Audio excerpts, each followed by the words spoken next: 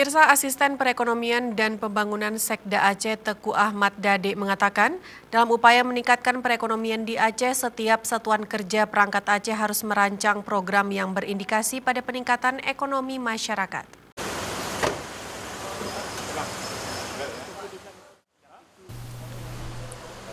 Hal itu disampaikan Asisten Perekonomian dan Pembangunan Sekda Aceh Teguh Ahmad Dade dalam sambutannya saat membuka Aceh Economic Summit 2019 di Hotel Hermes Palace Banda Aceh, Senin pagi tadi.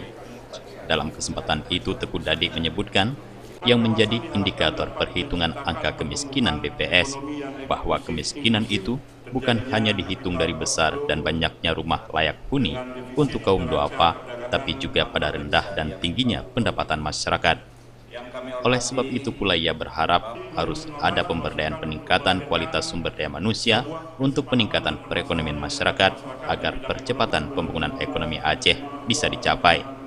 Dalam rangka percepatan pembangunan Aceh, menurut Dade, perlu dilakukan perencanaan ekonomi Aceh tahun 2021 secara sinergis dan terintegrasi.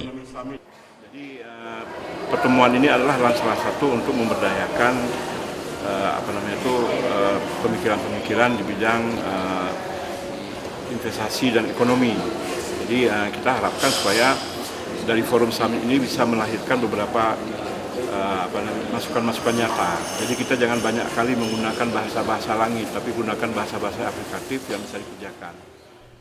Sementara itu, Kepala Badan Perencanaan Pembangunan Daerah Aceh, Helpizar Ibrahim, mengatakan kegiatan yang setiap tahunnya dilaksanakan tersebut bertujuan untuk melahirkan sebuah kesepahaman akan permasalahan yang dihadapi masyarakat Aceh, khususnya di bidang ekonomi dan ketenaga kerjaan, dengan menghasilkan rekomendasi langkah atau intervensi strategis yang telah disepakati bersama sebagai bentuk penyelesaian permasalahan tersebut dalam rangka meningkatkan kualitas perencanaan pembangunan Aceh ke depan.